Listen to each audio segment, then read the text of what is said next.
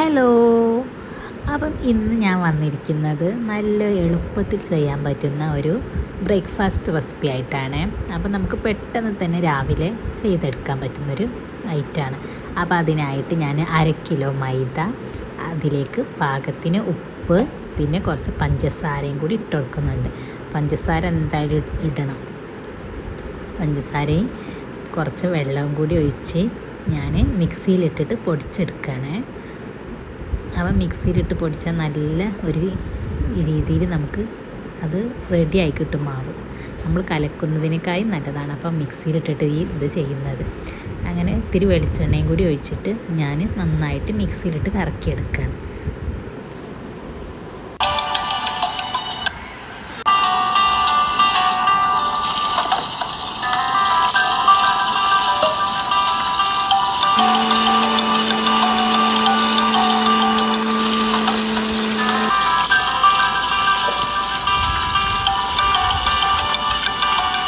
അപ്പോൾ മിക്സിയിൽ കറക്കിയെടുത്തിട്ട് നല്ല രീതിയിൽ തന്നെ മാവ് റെഡി ആയിട്ടുണ്ട്. അപ്പോൾ ഇത് ഇത്തിരി കുറുക്കം കൂടിയിട്ടുണ്ട്. അപ്പോൾ അതിലേക്ക് ഞാൻ ആ ജാറിൽ തന്നെ ഇത്തിരി വെള്ളം കൂടി ഒഴിച്ചിട്ട് അതിലേക്ക് ഒഴിച്ച് കലക്കി കൊടുക്കുകയാണ്. പിന്നെ ഞാൻ ഇതിലേക്ക് 2 മുട്ട കൂടി എടുക്കുന്നുണ്ട്. അപ്പോൾ മുട്ട ഞാൻ നേരിട്ട് കലക്കുന്നില്ല, വേറൊരു പാത്രത്തിൽ വെച്ചിട്ട് നന്നായിട്ട് കലക്കിയിട്ട് ഇതിലേക്ക് ഒഴിച്ച് കൊടുക്കുകയാണ് ചെയ്യുന്നത്. മാവിലേക്ക് ഇട്ട് കൊടുത്താൽ കട്ട പിടിച്ചിട്ട മുട്ട. അപ്പോൾ വേറൊരു പാത്രത്തിൽ നന്നായിട്ട് കലക്കിയിട്ട് ഇതിലേക്ക് ഒഴിച്ചു കൊടുക്കുക. എന്നിട്ട് വീണ്ടും നന്നായിട്ട് ഇളക്കി കൊടുക്കുക. അപ്പോൾ ഇത് നമുക്ക് രാവിലെയൊക്കെ പെട്ടെന്ന് ചെയ്തെടുക്കാൻ പറ്റുന്ന ഒരു വളരെ ടേസ്റ്റി ആയിട്ടുള്ളൊരു റെസിപ്പിയാണ്.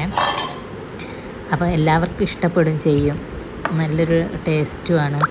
അങ്ങനെ ഞാനത് കലക്കിയെടുത്തിട്ട് ഞാൻ നെയ്യ് വെച്ചിട്ടാണ് ചുടുന്നത്. അപ്പം നെയ്യ് മഞ്ഞ ആയതുകൊണ്ട് തന്നെ നല്ല കട്ട പിടിച്ച് നിൽക്കുന്നുണ്ട്. അപ്പം ഞാനതൊന്ന് ആ ചട്ടീൻ്റെ മുകളിൽ വെച്ചിട്ട് തന്നെ ഒന്ന് ഉരുക്കിയെടുക്കുന്നുണ്ട്. അങ്ങനെ ആ പാനിൽ വെച്ചിട്ട് തന്നെ ഞാൻ ദോശ ചുട്ടെടുക്കുകയാണ്. അപ്പം മാവ് ഒഴിച്ച് ഇങ്ങനെ ഒന്ന് പരത്തി കൊടുക്കുക. എന്നിട്ട് അത് ചൂടായി വന്നാൽ അതിൻ്റെ മുകളിലായിട്ട് നെയ്യ് പുരട്ടി കൊടുക്കുക. അങ്ങനെ മറിച്ചിട്ടിട്ട് വീണ്ടും നെയ്യ് പുരട്ടി തിരിച്ച് മറിച്ചൊക്കെ ഇട്ട് നെയ്യ് പുരട്ടി വളരെ പെട്ടെന്ന് തന്നെ ചുട്ടെടുക്കാൻ പറ്റുന്നൊരു ഐറ്റമാണ് കേട്ടോ. അപ്പം നമുക്ക് ഇതിൻ്റെ കൂടെ കറിയൊന്നും ആവശ്യമില്ല, നല്ല ചൂടോടുകൂടി കഴിക്കാനുണ്ടെങ്കിൽ സൂപ്പറാണ്. അപ്പം നിങ്ങൾക്ക് ആർക്കെങ്കിലും ഈ റെസിപ്പി അറിയാത്തവരുണ്ടെങ്കിൽ ഒന്ന് ട്രൈ ചെയ്ത് നോക്കട്ടോ. അറിയുന്നവരാണെങ്കിൽ ഒന്ന് ക്ഷമിച്ചേക്കാം.